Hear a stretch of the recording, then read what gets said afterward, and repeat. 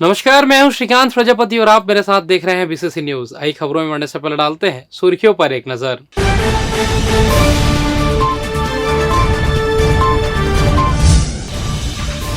सरकारी स्कूल के बच्चों ने नाम किया रोशन, बाल वैज्ञानिकों के 2 मॉडल पुरस्कृत। ट्रामा एम्बुलेंस की हो रही मांग, जिले में मरीजों को मिलेगी मदद। दुष्कर्मी पिता हुआ गिरफ्तार, नाबालिग बेटी को बनाया शिकार। मौसम की बेरुखी अब भी बरकरार, सुबह गर्मी, शाम को हो रही बरसात। तो ये थी सुर्खी, अब खबरें विस्तार से। गवर्नमेंट स्कूल दयालबंद के बाल वैज्ञानिकों ने फिर एक नया कीर्तिमान स्थापित कर दिया है। जिला स्तरीय इंस्पायर अवार्ड 2022 के लिए बाल वैज्ञानिकों द्वारा ऑनलाइन आयोजित प्रतियोगिता में जिला स्तर पर सर्वश्रेष्ठ 12 आविष्कार की घोषणा की गई है। इसमें government higher secondary school Dayalband के 2 प्रोजेक्ट ने पहला और दूसरा स्थान प्राप्त किया है। फूड रिलैक्सो शू और बिजनेस रोबोट ने प्रतियोगिता में सबसे ज्यादा अंक हासिल कर धूम मचा दिया है। मालूम हो कि बिजनेस रोबोट को कक्षा 8वीं के बाल विज्ञानी अनिकेत सिंह ठाकुर ने बनाया है। बिजनेस रोबोट ऐसा रोबोट है जो होटल व्यवसायियों को उनके कामकाज में सहयोग करता है। जैसे ही ग्राहक होटल पहुंचकर टेबल में बैठेंगे, उनके सामने मेन्यू को रखना और ऑर्डर लेने का काम करेगा। ऑर्डर लेने के साथ ही सप्लाई करेगा। टेबल में रखे बर्तनों को वापस सफाई के लिए निर्धारित जगह पर रखने का काम भी करेगा। बिजनेस रोबोट होटलों में मैन पावर की कमी को न केवल दूर करेगा, साथ ही ग्राहकों को सेवा देने में गुणवत्ता का ध्यान भी रखेगा। क्यूआर कोड के जरिए बिल भी लेगा। इसी तरह रिलैक्सो शू में ऐसा सोल बनाया गया है जिसे जूते और चप्पल दोनों में इस्तेमाल कर सकते हैं। न्यूरो, रीढ़ की हड्डी व बवासीर के मरीजों के लिए विशेष रूप से उपयोगी है। इसे बनाने के लिए PLA और TPU व 3D प्रिंटर्स का फिलामेंट इस्तेमाल किया गया है। CD एक्सपीरियंस सॉफ्टवेयर से कोडिंग करते हैं। इसके बाद 3D प्रिंटर्स ऑटोमेटिक इसे ऑपरेट करता है। इन्हीं खासियत को लेकर जिले में इनका चयन हुआ है। छत्तीसगढ़ हाईकोर्ट ने तलाक के केस की सुनवाई के दौरान कड़ी टिप्पणी पड़ेगी। कोर्ट ने कहा कि पत्नी का किसी गैर मर्द से रिश्ता होना पति के लिए मानसिक क्रूरता से कम नहीं है। विवाह में मानवीय भावनाएं शामिल होती है। सुख जाए तो उसके जीवन में वापस आने की संभावना नहीं होती। जस्टिस गौतम भादुड़ी और जस्टिस राधाकृष्ण अग्रवाल की डिवीजन बेंच ने पति की तलाक की अपील को मंजूर कर लिया है। चुनाव परिणाम की घोषणा के बाद कोनी स्थित स्ट्रांग रूम में रखे गए वीवीपैट डिफेक्टिव और आरक्षित ईवीएम जिला निर्वाचन कार्यालय स्थित गोडाउन में शिफ्ट किए गए। गोडाउन में रखकर कमरे को सील बंद कर दिया गया है। मान्यता प्राप्त राजनीतिक दल के पदाधिकारियों की मौजूदगी में सील बंद करने की कार्रवाई पूर्ण की गई। एडीएम और उप जिला निर्वाचन अधिकारी शिव कुमार बनर्जी, चुनाव पर्यवेक्षक HK राय सहित निर्वाचन कार्यालय के कर्मचारी भी इस अवसर पर उपस्थित है। गौरतलब है कि अभी 45 दिनों तक मतदान वाले ईवीएम स्ट्रांग रूम में ही सील रहेंगे, जिसके बाद उन्हें FLC के बाद गोडाउन में लाया जाएगा। जिले में जल्द ही ट्रामा एम्बुलेंस की सुविधा मिल सकती है। हालांकि इसको लेकर तिथि निर्धारित नहीं की गई है, लेकिन विभागीय सूत्रों के अनुसार जिले में भी यह सुविधा जल्द ही मिलने की उम्मीद है। आपको बता दें, सड़क दुर्घटना में गंभीर रूप से घायल होने पर तत्काल उपचार की आवश्यकता होती है। समय पर उपचार नहीं मिलने पर इसके गंभीर परिणाम भी सामने आते हैं। वहीं अब सड़क दुर्घटनाओं में होने वाली मौत को कम करने के लिए शासन स्तर पर ट्रामा एम्बुलेंस की सुविधा शुरू की जा रही है, जो दुर्घटना वाली जगह में पहुंचकर उपचार करने में सक्षम रहेगी। लगातार सड़क दुर्घटनाओं में मौत के आंकड़े बढ़ते जा रहे हैं। मौत की संख्या बढ़ने का एक कारण यह भी है कि घायल को समय पर उपचार नहीं मिल पाता है। चंद मिनट की देरी से भी गंभीर परिणाम आते हैं। ऐसे में शासन स्तर पर निर्णय लिया गया है कि रोड साइड ट्रामा एम्बुलेंस की सुविधा दी जाए, ताकि हादसे के बाद तत्काल एम्बुलेंस पहुंचे और चिकित्सीय टीम उपचार में लग जाए। इस हाईटेक एम्बुलेंस में वेंटिलेटर तक की सुविधा रहती है। साथ ही डॉक्टर, नर्सिंग स्टाफ और अन्य चिकित्सीय स्टाफ तैनात रहता है। यह एक बड़ी चिकित्सीय सुविधा साबित होगी। इस एम्बुलेंस के चलने से सड़क दुर्घटना में होने वाली मौत के आंकड़ों को कम किया जा सकेगा। COO डॉक्टर प्रभास श्रीवास्तव ने बताया कि आने वाले दिनों में यह एम्बुलेंस जिले को मिलेगी। एम्बुलेंस आते ही इसमें चिकित्सीय टीम तैनात किया जाएगा, जो 108 के माध्यम से संचालित होगी। फिलहाल यह वक्त तो चला छोटे से ब्रेक का। मिलते हैं ब्रेक के बाद, कहीं जाइएगा नहीं। पिछले 17 वर्षों से रियल एस्टेट के क्षेत्र में दे रहे हैं अपनी सेवाएं और लगातार शहर की जनता को एक नई लिविंग लाइफस्टाइल। अपने कार्यों एवं सेवाओं के माध्यम से लाखों लोगों की उम्मीदों को दिया है आकार। इसलिए जिले में ही नहीं, पूरे प्रदेश में इनकी पहचान है बरकरार। आपके सपनों के घर को हकीकत में बदल कर है दिखाना, इसलिए आपके लिए लेकर आए हैं भाटी आशियाना।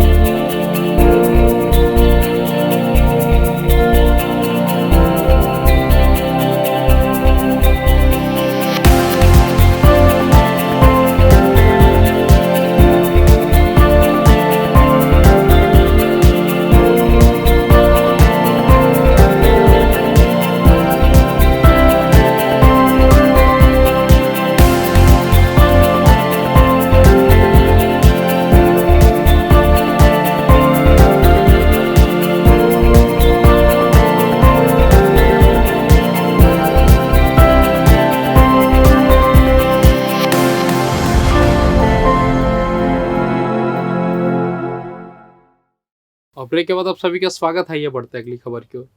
ऑटो चालक पिता अपनी नाबालिग बेटी से पिछले 5 साल से दुष्कर्म करते आ रहा था। पीड़िता की शिकायत पर पुलिस ने आरोपी पिता और माता के खिलाफ पॉस्को एक्ट के तहत मामला दर्ज कर लिया है। पुलिस ने आरोपी पिता को गिरफ्तार कर जेल दाखिल कर दिया। दरअसल सिविल लाइन पुलिस ने बताया कि आरोपी पिता पिछले 5 साल से नाबालिग बेटी से दुष्कर्म करते आ रहा था। वर्तमान में पीड़िता 15 साल की हो गई है। घर के अंदर ही घटना को अंजाम दिया जाता था, जिसके बारे में उसकी मां को सब कुछ पता था, फिर भी वह विरोध नहीं करती थी। आरोपियों की धमकी से डर कर पीड़िता पुलिस में शिकायत नहीं कर रही थी, लेकिन पिता द्वारा लगातार गलत काम करने से परेशान होकर पीड़िता ने हिम्मत दिखाई और सिविल लाइन थाने में जाकर इसकी शिकायत दर्ज कराई, जिसके बाद पुलिस ने आरोपी पिता को तो तत्काल गिरफ्तार कर लिया है। वहीं आरोपी उसकी मां अभी भी फरार है। इधर बेटी को आत्महत्या के लिए प्रेरित करने वाले पिता को पुलिस ने गिरफ्तार कर लिया है। पिछले 2 साल से आरोपी फरार चल रहा था, जिसे पुलिस ने गिरफ्तार कर लिया। आपको बता दें कि 16 मार्च 2022 को ममता सिंह ने सिरगिट्टी निवासी अपने पिता चुरावन सिंह राजपूत की प्रताड़ना से तंग आकर फांसी लगाकर खुदकुशी कर ली थी, जिसमें पुलिस ने जांच के बाद आरोपी पिता चुरावन सिंह राजपूत के खिलाफ मामला दर्ज कर लिया था। घटना के बाद से आरोपी फरार चल रहा था, जिसे पुलिस ने नागपुर में मोबाइल लोकेशन के आधार पर गिरफ्तार कर लिया। गिरफ्तारी के बाद आरोपी ने अपना जुर्म कबूल कर लिया, जिसके बाद पुलिस ने आरोपी को जेल दाखिल कर दिया है। इधर आपसी रंजिश को लेकर युवक पर जानलेवा हमला करने के मामले दोषियों पर कार्रवाई के नाम पर खानापूर्ति को लेकर पीड़ित पक्ष का अब न्याय प्रणाली के ऊपर से विश्वास उठने लगा है। एक और जानलेवा हमला करने के बाद भी सिटी कोतवाली पुलिस द्वारा कार्रवाई के नाम पर सिर्फ खानापूर्ति कर रही है, तो वहीं गंभीर चोट आने के बाद भी सिम्स के काबिल डॉक्टर ने पीड़ित को ठीक बताकर चलता कर दिया। परिजनों ने मामले में कुछ इसी प्रकार का आरोप लगाया है। मिली जानकारी के अनुसार यह पूरा मामला सिटी कोतवाली थाना क्षेत्र अंतर्गत तेलीपारा का है, जहां रहने वाले आकाश अग्निहोत्री को अमन पांडे, रोहित पांडे और धनंजय पांडे ने आपसी रंजिश मिटाने के लिए 20 मई को दरबार लॉज के पास विवाद करने लगे थे। इस दौरान आरोपियों ने प्रार्थी से पैसे की मांग की, जिसे मना करने पर उन्होंने ईंट से उसके ऊपर हमला कर दिया, जिससे प्रार्थी आकाश के सिर में गंभीर चोट आई थी, जिसे आनन फानन में सिम्स हॉस्पिटल में एडमिट कराया गया। मामले में प्रार्थी का आरोप है कि सिम्स में महज 2 दिनों में ही इलाज के बाद सब ठीक होने की बात कहकर अस्पताल के काबिल डॉक्टर ने उन्हें चलता कर दिया, लेकिन 3 जून को प्रार्थी आकाश को खून की उल्टी होने लगी।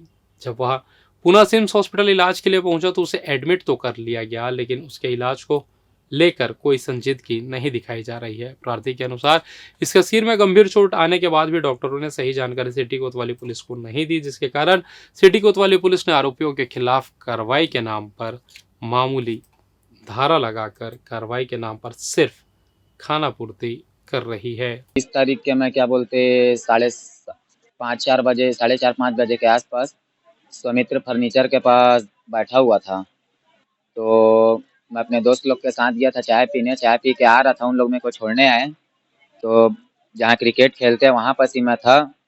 तो रोहित पांडे मेरे से गाली गलौज करके पैसा मांगा कि मेरे को पैसा देना करके, पैसा दे। तो मेरे जेब में हाथ डालने लगा। मैं बोला नहीं है भाई, वो पिया था, तो मेरे से गाली गलौज करने लगा। उतने ही में हाथापाई हुआ है उसके पीछे, तो वो हाथ छोड़ रहा था, कॉलर पकड़ा हुआ, तो पीछे से आया अमन पांडे, उसका भाई अमन पांडे आया। तो एक हाथ में रखा था चाकू और दूसरे हाथ में रखा था ईटा। तो चाकू से तो मैं बचा लिया, चाकू नीचे गिरा। चाकू नीचे जैसी वो नीचे गिरा तो एक हाथ से ईटा से भड़ाभड़ मारने लग गया। फिर राप्टर पड़ा था, जो राप्टर से मारा। फिर मैं आया यहाँ उनके दुकान के पास, तो वहाँ पर ही फिर मेरे से और गाली गलौज मारपीट करने लगे। ये रोहित पांडे था, अमन पांडे और धनंजय पांडे। फिर उसके बाद मैं सीधे थाने गया। 25 टाका लगा थाने में। थाने जाने के बाद फिर मैं सीधा हॉस्पिटल। आचार्य इंस्टीट्यूट के छात्राओं ने नीट की परीक्षा में बाजी मारकर राज्य और जिले का नाम रोशन किया है। साथ ही उन्होंने अपनी खुशियों को सबके साथ कुछ इस प्रकार साझा किया।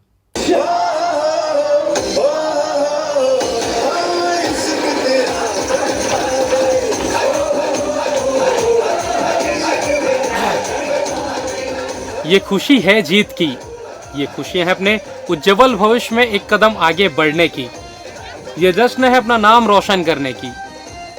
जिले में स्थित आचार्य इंस्टीट्यूट, जिनका मोटो है कि रिजल्ट ही हमारी पहचान है, जिसे चरितार्थ करते हुए वहां की छात्रा गुंजन मिश्रा ने नीट की परीक्षा में 705 तो सृष्टि गुप्ता ने 710वां रैंक हासिल किया। यही नहीं, आचार्य इंस्टीट्यूट के दर्जनों छात्र छात्राओं का परिणाम सबसे बेहतर आया है। जिसे लेकर सभी आचार्य इंस्टीट्यूट के छात्र छात्राएं और फैकल्टी अपनी खुशियां सभी के साथ बांटने सड़क पर निकल पड़े, जिसे देख सभी का मन खुशियों से खिल उठा।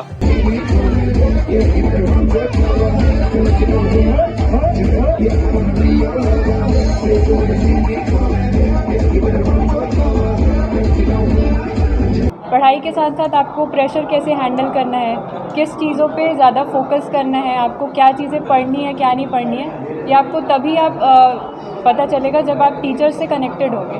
तो जो यहाँ के टीचर्स हैं उन्होंने बहुत हेल्प की है कि हम जिस चीज़ का वेटेज ज़्यादा है उस पर ज़्यादा फोकस करें, जिस टाइप के क्वेश्चंस आते हैं उसको ज़्यादा पढ़ें। टीचर्स और पेरेंट्स ने बहुत सपोर्ट किया। पेरेंट्स तो बेस्ट फ्रेंड्स की तरह थे और टीचर्स भी ऑल टाइम मोटिवेटर थे, सपोर्टिव थे।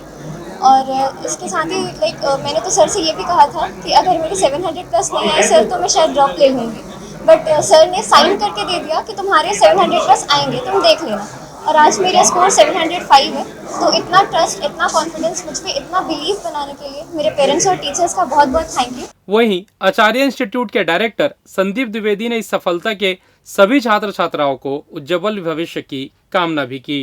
तो हम जब भी कभी किसी बच्चों का एडमिशन लेते हैं और वो क्लास में पहुंच जाता है तो हमारा 100% ये रहता है कि बस इनको 1 साल या 2 साल की जो भी इनकी जर्नी है उसमें इनको रिजल्ट में 100% कन्वर्ट करें। अब कॉम्पिटिटिव एग्ज़ाम है अभी, इसमें जो है सिलेक्शन से एक रेशियो में ही होता है। अगर 24 लाख बच्चे नीट में एग्ज़ाम दे रहे हैं तो उसमें से 60,000 70,000 बच्चे ही सिलेक्ट हो सकते हैं। तो हमको भी पता होता है कि 100% तो रिजल्ट हम नहीं दे सकते, लेकिन हमको मैक्सिमाइज़ करना है अपने रिजल्ट्स को कि वो 60,000 में हमारे बच्चे कितने हैं, और वही मैक्सिमाइज़ करना ही आचार्य का मेन उद्देश्य रहा है। सफलता के एक कदम आगे बढ़े बच्चों ने भी अपने गुरुजनों का सम्मान किया। वहीं अभी से वे सामाजिक कार्यों से जुड़ना शुरू कर दिए हैं, जिसके तहत पुलिस द्वारा चलाए जा रहे चेतना कार्यक्रम में हिस्सा लेकर लोगों की मदद करने का शपथ लिया। वहीं कहते हैं ना कि चांद में भी दाग है, वैसे ही कुछ लोग आचार्य इंस्टीट्यूट के लिए दाग ढूंढने की कोशिश करते हुए उसे बदनाम करने की जी तोड़ कोशिश कर हर बार नाकाम साबित हो रहे हैं। कैमरामैन राकेश साहू के साथ श्रीकांत प्रजापति, बीसीसी न्यूज, बिलासपुर। बिलासपुर जिले में मौसम के उतार चढ़ाव का सिलसिला जारी है। गुरुवार को एक बार फिर तापमान 42.4 डिग्री सेल्सियस पहुंच गया। दोपहर में लू चलने से लोग हलाकान होते रहे, फिर शाम को कुछ जगहों पर हल्की बूंदीबांदी होने से उमस बढ़ गई। 6 जून को बिलासपुर छत्तीसगढ़ में सबसे गर्म रहा। दरअसल इस बार बिलासपुर में भीषण गर्मी और उमस ने लोगों का हाल बेहाल कर दिया है। मई के आखिरी सप्ताह तक हीटवेव से लोग बीमार पड़ रहे थे और घर से निकलना मुश्किल था। वहीं अब तक जून के पहले हफ्ते में तापमान 43 डिग्री सेल्सियस के आसपास रहा। इस बीच प्रदेश के कई इलाकों में हुई बारिश की वजह से तापमान में कमी आई, लेकिन एक बार फिर सूर्य का पारा चढ़ने लगा है, जिससे जनजीवन बुरी तरह प्रभावित हो रहा है। गुरुवार की सुबह से चिलचिलाती धूप और फिर दोपहर में भीषण गर्मी से लू की लहर से लोग परेशान होते रहे। मौसम विभाग के अनुसार मानसून के आगमन में भी कुछ दिनों की देरी है, जिससे लोगों को गर्मी से राहत मिलने की संभावना कम है।